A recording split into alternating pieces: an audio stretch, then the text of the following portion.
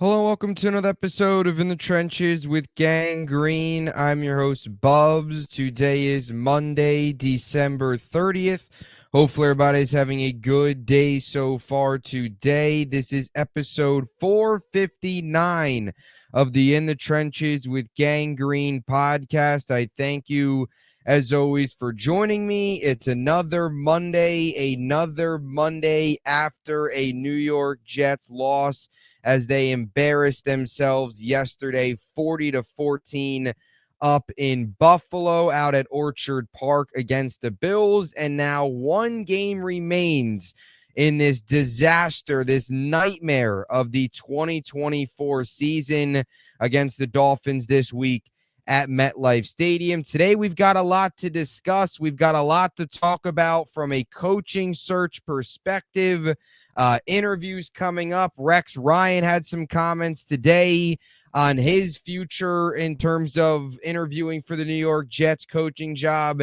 And we've also got some news on Mike Vrabel. So a lot to get into today on the podcast. As always, before we begin, we got to tell you about our podcast partners, starting with our friends over at BetUS, America's favorite online sportsbook. Since we're talking about head coaches today, let's take a look at GM odds for the New York Jets, according to BetUS. Ray Agnew at plus 300, Ian Cunningham plus 350, Mike Borgonzi plus 400, Ed Dodds at plus 500, and Alec Hallaby at plus 550. So if you want to get in on the action over at BetUS, college football playoffs going on, NHL, NBA, NFL final week of regular season. You've got the NFL playoffs right around the corner as well.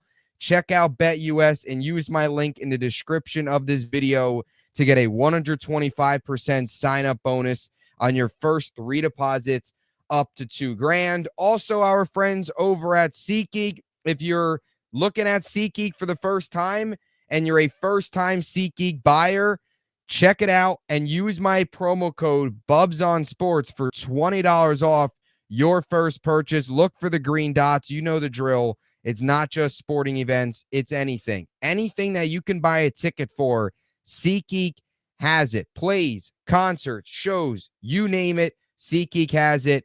$20 off your first purchase with promo code BUBSONSPORTS at checkout. Also, our friends over at Huga House, if you want any of their awesome selection of hats, definitely check them out. And at checkout, use promo code BUBS for 15% off your first hat. And when you use that promo code, you'll get 30% off your second half. So check them out and get yourself some awesome Huga House swag.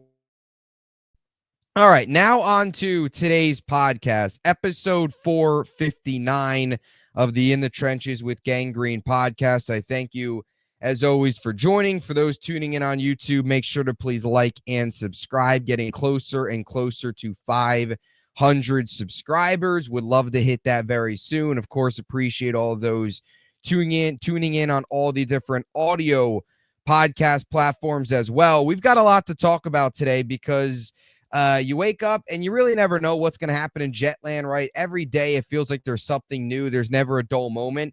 And today we got a lot of coaching news to discuss. 3 coaches we'll be talking about today, starting with Ron Rivera. Then we'll get into Rex Ryan, and we'll touch on Mike Vrabel a little bit as well later on, as his consulting contract with the Browns officially expired today, making him available for any team to interview him now because he's no longer a part of an NFL organization. So we'll see if the Jets jump on that. We all know Vrabel's my top candidate, and I'm sure he's a lot of other Jets fans' top candidate. So we'll get to him later on. But the 2 main stories today was Ron Rivera and Rex Ryan. Rex Ryan, we'll get to his clip, what he had to say earlier today. We'll get to that in a little bit. But Ron Rivera came out earlier today that he will be interviewing for the New York Jets job this week. Not an official date yet. The interview has not officially happened, but this will be the first official head coach interview for the New York Jets. This is an organization that, right, needs a new head coach, needs a general manager. So far has interviewed 3 GMs. John Robinson they've interviewed, Jim Nagy, the Senior Bowl director, and they also interviewed Thomas Dimitroff as well. So Ron Rivera will be the first official head coach getting interviewed and fourth interview overall. Obviously, this search being conducted by the 33rd team led by Mike Tannenbaum and Rick Spielman, two former GMs, Spielman with the Vikings and, of course, Tannenbaum here with the Jets. I will say this about Ron Rivera, and I know I've talked about this a lot in the podcast. I want experience. I want a guy that's done it before. I want a guy that's been around for a while. I want a guy that can come in here, set a culture immediately, not have to learn on the job, because in my opinion and a lot of other Jets fans' opinions, and this isn't some crazy take, we all know this, learning on the job in New York has failed. We saw how it ended with Robert Saleh. We've seen this story for a while now. You need a proven guy to come in here, galvanize this locker room, get this locker room to believe again, because if you bring in a first-time guy, there's a good chance his message isn't going to get through right away, because all these other players are going to be like, I just saw this. I just lived through this with Robert Saleh. They need proven guys to come in here and make proven football decisions. Ron Rivera, to me, just doesn't cut it, though. It's a little bit different, right? There's certain veteran coaching candidates that have already done it that I would not go after. Like I mentioned it in the other episode. Arthur Smith and Matt Nagy, I would avoid. Matt Nagy would probably be my least favorite choice out of anybody the Jets could hire in the world. I would stay furthest away from Matt Nagy. So Ron Rivera is not quite on that level, but he's certainly not anywhere near the top of my list, and somebody I would probably avoid. Now, is it the worst thing in the world to bring him in for an interview and maybe pick his brain? I guess not, but this should not be anything more than just an interview early on in the process for Rivera. Look, this is a guy that's been around for a while, of course, 13 seasons, spent 9 in Carolina, 4 with Washington. His overall record in his career is just a tick below 500, 102, 103, and 1 in his career. That's a 498 winning percentage.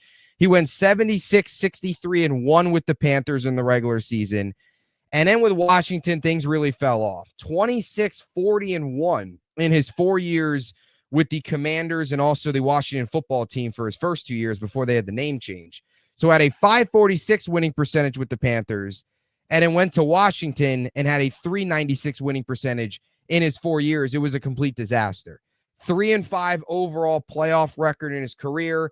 3-4 with the Panthers, made the playoffs once in 2020 with Washington in a historically bad NFC East where the 7-9 Commanders won that division, or the 7-9 Washington football team at the time won that division. They obviously lost to the Bucs that playoffs. He ended up going on, we all know Brady and them go on to win the Super Bowl that year in 2020, the COVID season.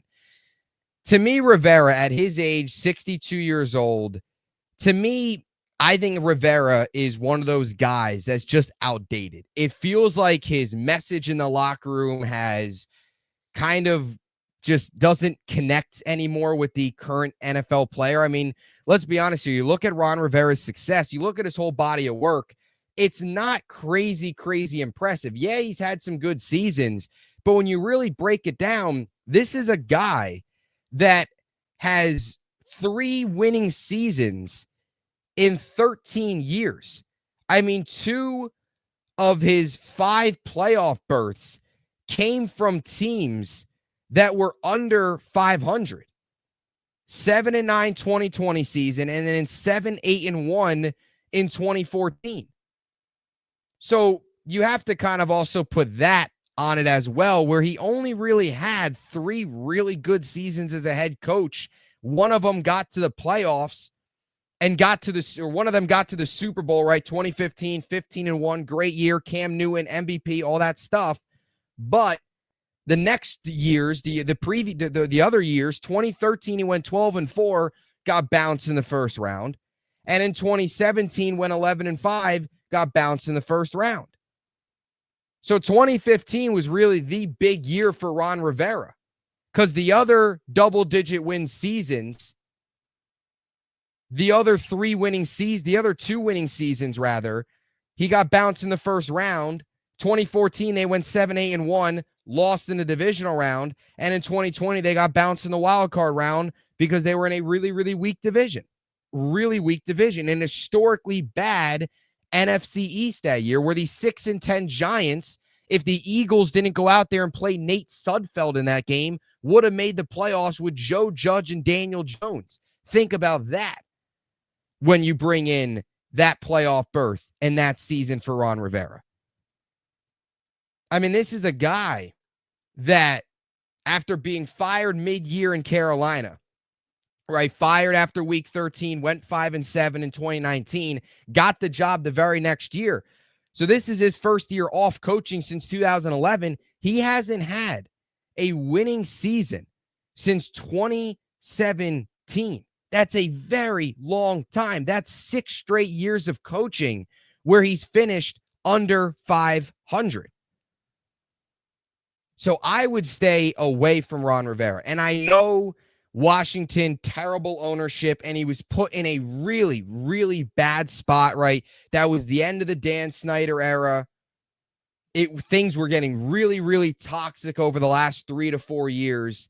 And Rivera was sort of kind of the guy to come in there and try and do the best he could with that culture to kind of set up the next regime and hope that Snyder would sell. That was kind of what he was brought in to do. But the culture was so toxic, he can only do so much. So I do get that aspect of it. And I mean, really, you do got to feel for Ron Rivera a little bit. I mean, this is a guy that in his career has arguably worked for the 2 worst owners in sports, David Tepper in Carolina, and then Dan Snyder in Washington. And now if he would to get the Jet job, he'd be working for Woody Johnson. So you talk about a guy that hasn't had good ownership on his side. Rivera certainly falls under that category. But I don't think that should be a major, major excuse. To me, this is a guy that has just kind of lost his touch a little bit, right? Had a couple really good seasons in Carolina, 12-4 2013, 15-1 2015, 11-5 2017, right? Won 3 playoff games. 2 of those coming in 2015, which, like I mentioned, was a one and done in the playoffs, 3 of his 5 playoff berths. And I think that also speaks to it a little bit. Could never quite finish the job, right? The Super Bowl, obviously, they lose to what was a historically good Broncos defense that year in 2015, Super Bowl 50.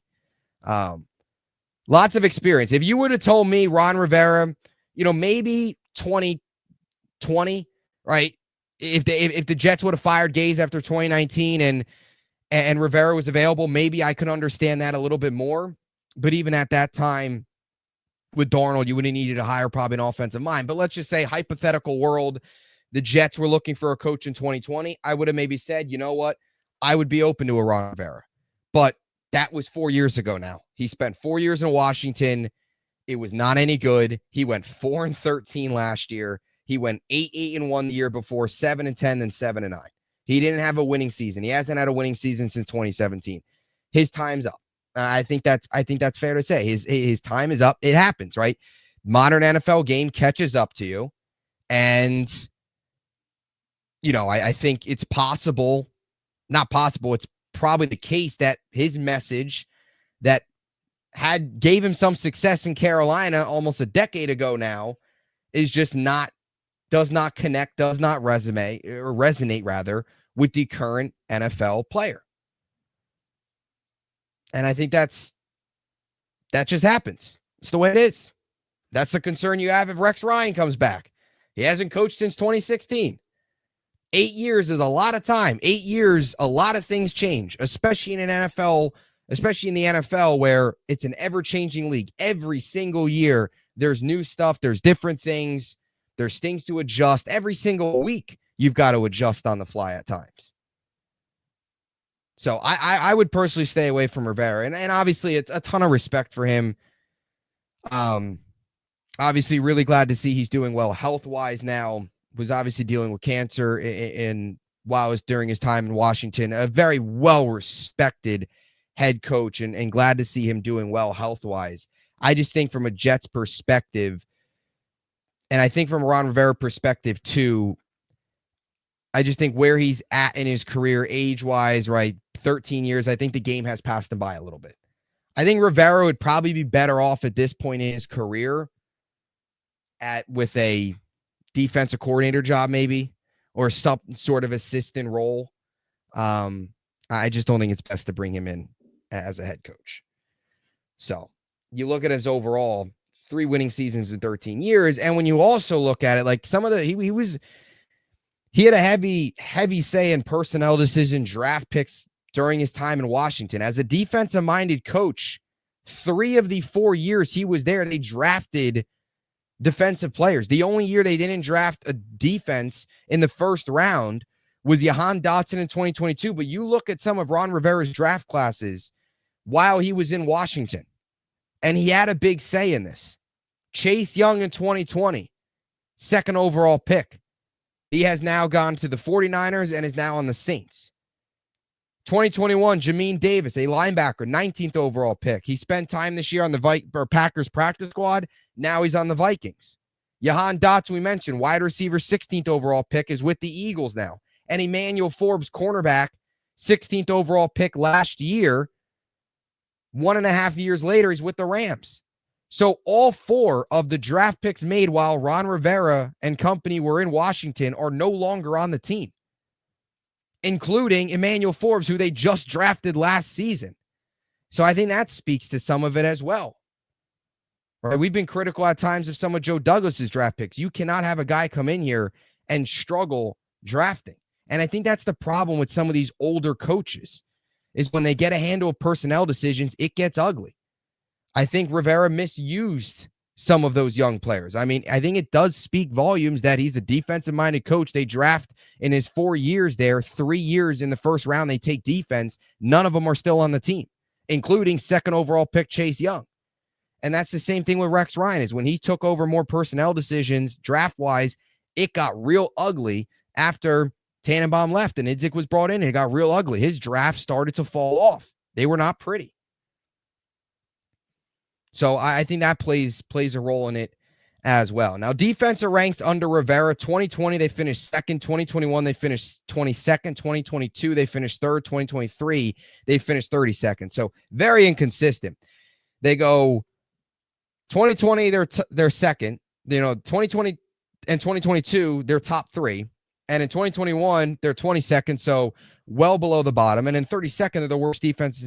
Last year, the worst defense in football. So some inconsistent defenses there as well for Rivera. So that's my say on it. I wouldn't do it for the reasons listed. Rivera may be a defensive coordinator in another destination. I think that probably be better off. I just don't see it happening here. But he'll get an interview. It's the Jets. We'll see what happens. See how it all plays out. He's a well-respected individual around the NFL. I'm a little surprised that he maybe is getting interviewed, but at the same time, I'm not. Look, the Jets have said it. I know it's a lot of organization speak, but they're going to cast a wide net. They're going to look down pretty much every angle. You're going to look at your Ron Riveras. You're going to look at your Mike Vrabels. You're going to look at your new coordinators, your DCs, your OCs. You're going to look maybe at your Rex Ryans, which we'll get to here right now. I think that's a perfect segue. Rex Ryan today, friend of the program. Jake Asman, who we've had on many, many times on this podcast, was hosting ESPN Radio this morning and had Rex Ryan on his show. And want to just play the clip because Rex expects to speak to the Jets once the season's over. Here's Rex Ryan for the second time in about a month and a half, I would say, publicly coming out, talking about his interest and potential in this Jets job. Rex, it is an honor to get a chance to speak to you this morning, and I speak on behalf of every single Jet fan out there. We miss you, man. I mean, my God, do I got to start with that after yesterday? Yeah, you know what? I think you do. I'd be honest with you, but hey, hopefully good.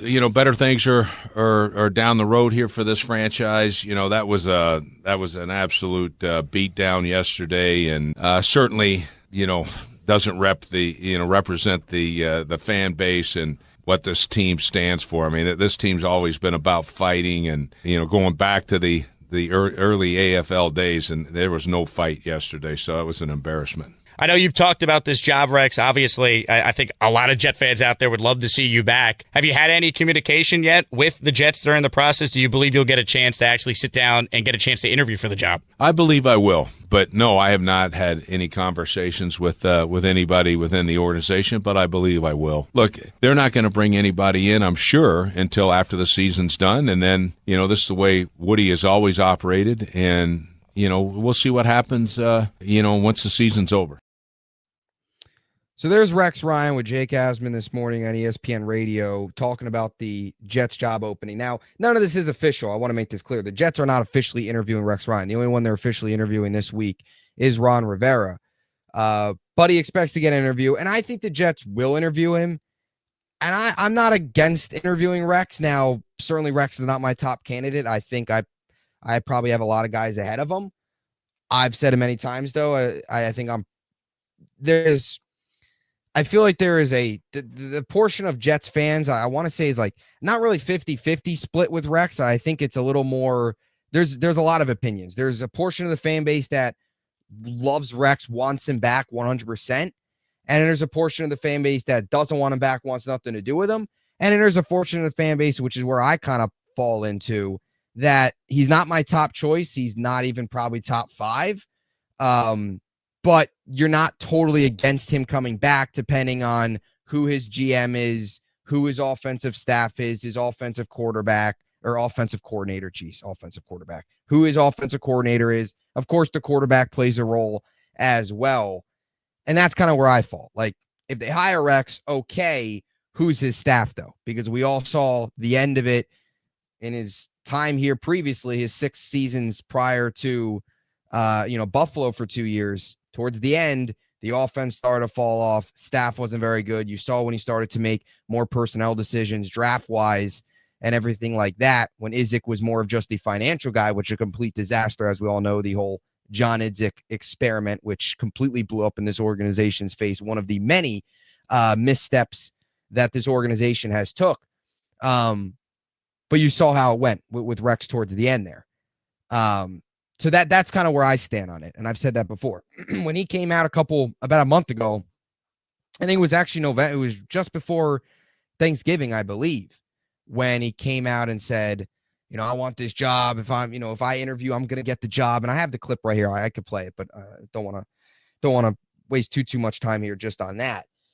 Obviously we all know what Rex did with the Jets. I don't think we have to hash through it. He gave Jets fans, the last time this team was relevant, Rex Ryan was at the helm, and ton of respect. Jets fans, myself, ton of respect for him. Of course, 2009, 2010, two seasons that have really been the only success. We haven't been back, right? We haven't been back. 2010, you walk off the field, Pittsburgh losing. And then since that point, 2011, you get the Victor Cruz 99-yard touchdown, Christmas Eve. It feels like we've never recovered since that point. 2012, 2013, 2014, kind of just wash years. 2014, of course, he gets fired, and it just spiraled into this whole drought that we're in now. But those 2 seasons were amazing. Those 2 seasons were awesome. You get to the AFC title game back-to-back years, 9-7, 11-5. The biggest thing with Rex, and that's similar to what I have to say about Ron Rivera and some of these other guys, is, what are they like in the modern day NFL game? Especially Rex, even more so than Ron Rivera, because Ron Rivera, it's not like he hasn't been out of coaching for a long time. It's just, I think maybe the way he coaches now, the way he does things, the way he evaluates talent has passed him by, but it's not like he's been out of coaching, right? He just coached last year. Rex, on the other hand, that's the opposite. I mean, he hasn't coached since 2016. Was fired after week 16 in Buffalo in 2016. In 2 years there, went 8-8 in 2015, went 7-8 in 2016. So 8 years total in the NFL, 61-66 overall record, 46-50 with the Jets, 4-2 in the playoffs with the Jets, 15-16 in 31 games with Buffalo. He's been on TV since. So how does Rex, and this is the thing with Rex, and everybody agrees, Rex, his only chance at an NFL job is here.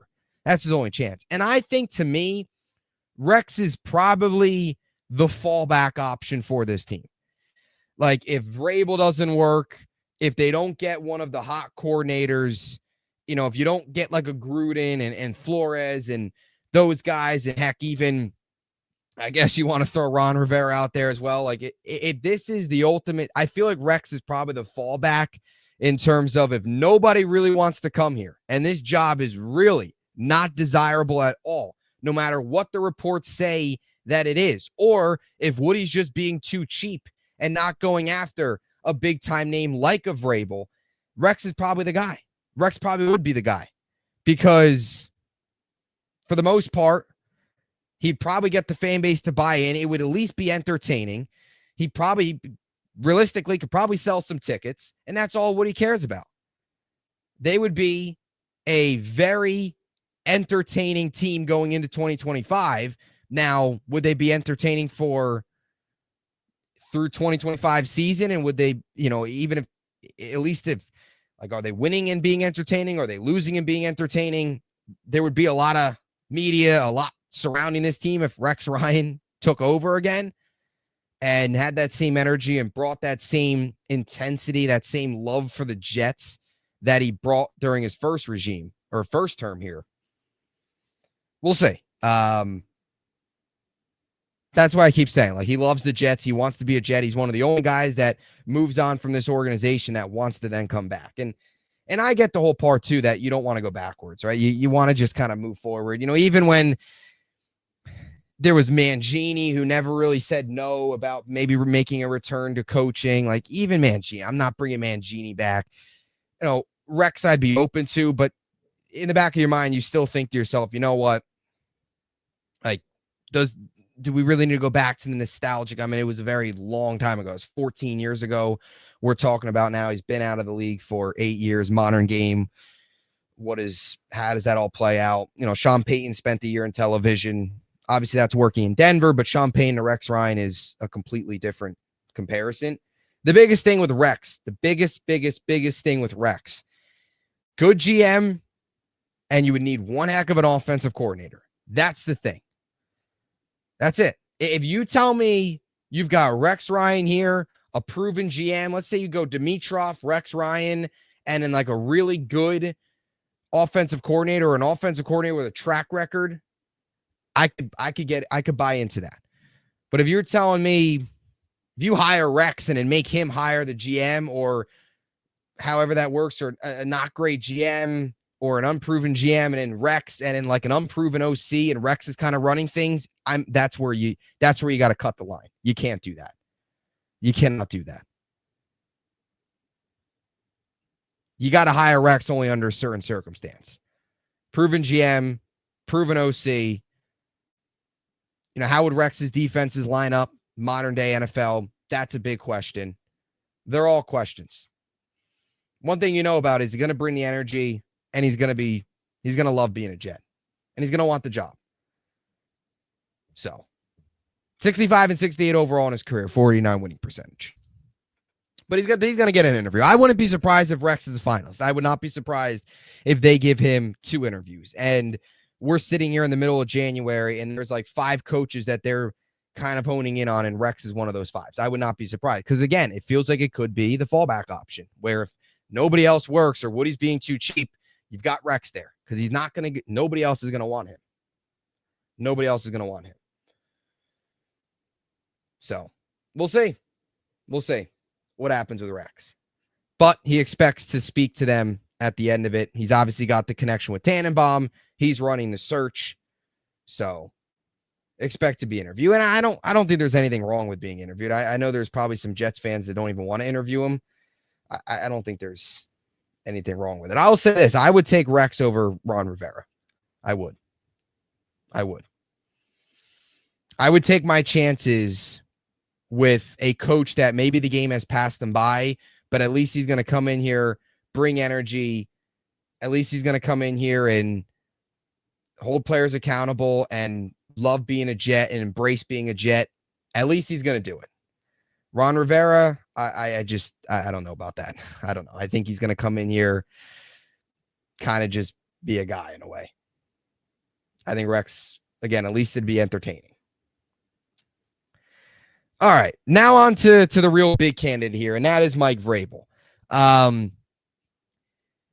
Earlier today, it officially came out. Adam Schefter reported Mike Vrabel's consulting contract with the Cleveland Browns has expired, so he officially is available. Anybody, any team, the Jets, whoever has got a coaching vacancy right now is open for business. You can interview him right now. You can request interview. He's open immediately, and this is where the process really starts to take off. Vrabel is without a doubt, in my opinion, the number one probably coach out there available. I know everybody loves Ben Johnson, but I think in terms of proven guy, it's Vrabel. Everybody's going to be looking at Vrabel. You're going to see a lot of teams honing in on Vrabel, wanting to bring in Vrabel. And Vrabel's my top choice. And I say this to Woody Johnson. Get it done. Do whatever it takes to get Vrabel in that building for an interview. And whatever he wants, you do it. Pay him what he wants, make the move, get it done. Mike Vrabel, if you have a chance, don't let him leave that building. If the Jets lose out on Vrabel, and I'm saying it right now, if they lose out on Vrabel because he just wants to go elsewhere, right, that's fine. But if they lose out on Vrabel because they're too cheap, that's where this thing's never going to turn around. This organization's never going to turn around. And we're going to be in a rut for another 3-4 years if that happens. The Jets need to do whatever it takes to get Mike Vrabel here. And I've said it many times. The only coach in this cycle that I would be willing, just because that's where the Jets are at now. They need a guy that's going to come in here day one, get the respect of the locker room, hold players accountable, change the culture, know how to change a culture. Vrabel can do that. We've seen it. In terms of success, he's got the most out of a lot of these coaching candidates, certainly out of the coaching candidates we talked about today.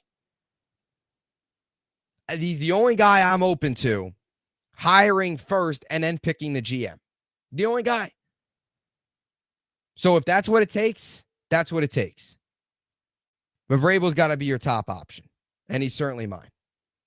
You go through the list. Coach of the year in 2021, 6 seasons with the Titans.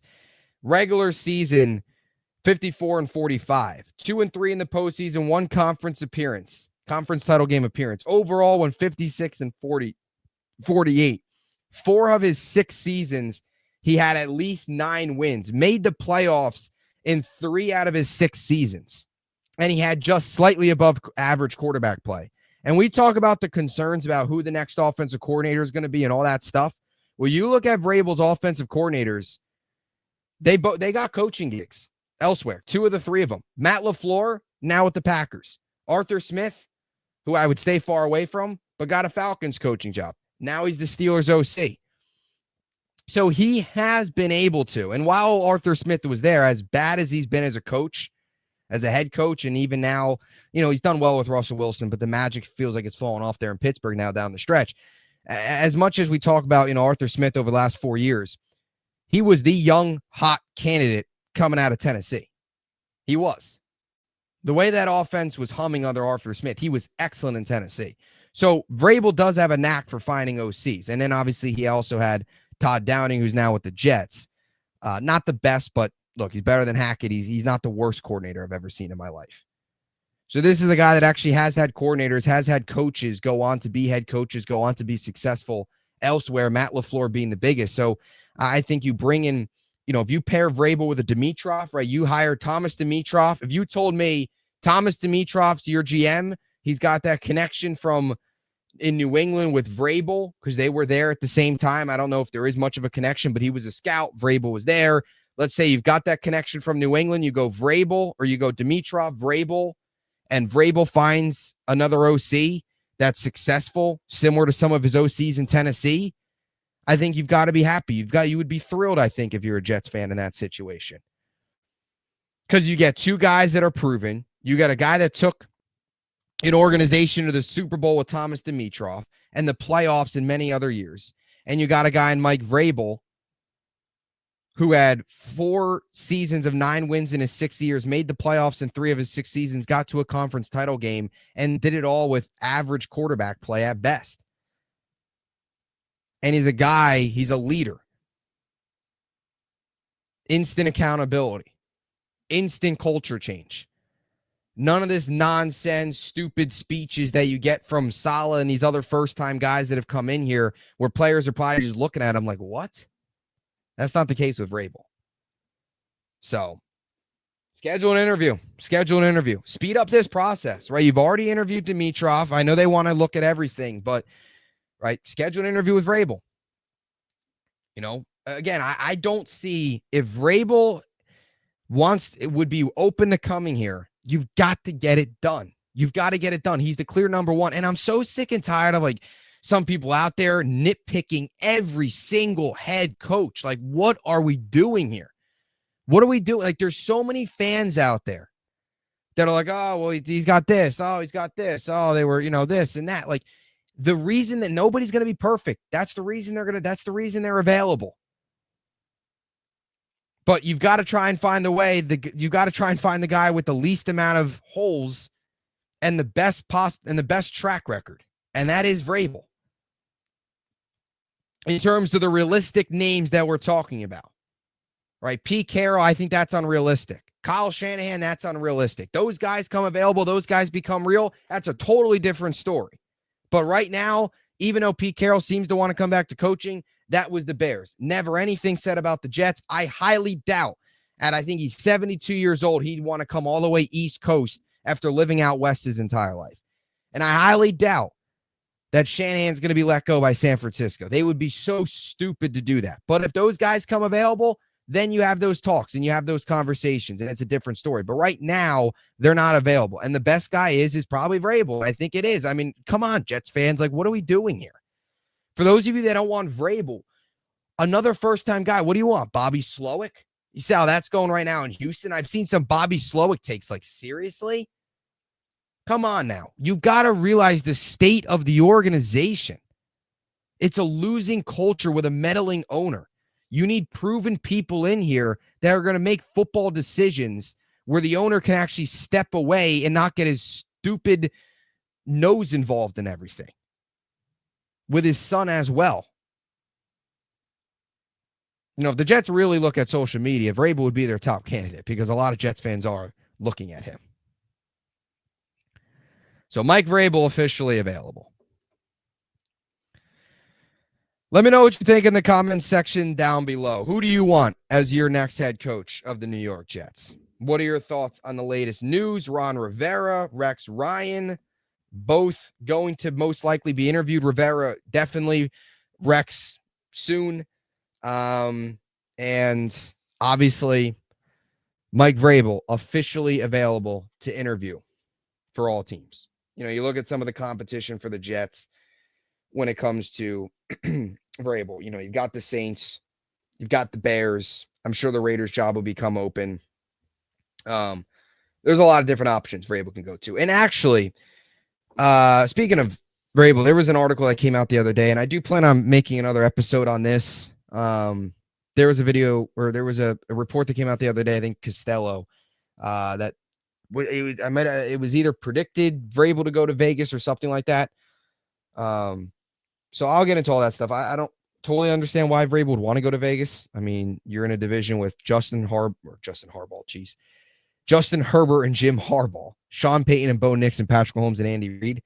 That's not a crazy appealing destination. I know Vegas, all that stuff, top pick. I get it. But I mean, you're in a division with three organizations that are going to be most likely in the playoffs this year. Two of them, you have a team going for a three-peat, and you've got two of them with just new regimes and younger-ish quarterbacks in a way, right? Herbert only in year 4 and Bo Nix obviously rookie year. Mahomes in the prime of his career. So it's not a great situation. And it's only year 1 of Harbaugh. And it's also only year 1 of Sean Payton and Bo Nix. The expectation is they only get better. That's how Harbaugh's always done it. He can come in and change things in 1 year, get to the playoffs, but then really take off in year 2, year 3, year 4, so on and so forth, like he did at Michigan, winning the national championship finally, like he did in San Fran. We've seen it many times. Same thing here with the Chargers. So, but we'll get to that. Let me know what you think in the comment section down below. Appreciate you all so much for the support as always. Potential video up tomorrow. Stay tuned. Lots to talk about. Want to get to some Rodgers and Garrett stuff. The reports coming out about those two not getting along. So lots to talk about. Never a dull moment with this team. Only one game left. Thank goodness. Then we could finally get to the offseason and figure out who this next regime is. So stay tuned. Till next time, JETS, Jets, Jets, Jets.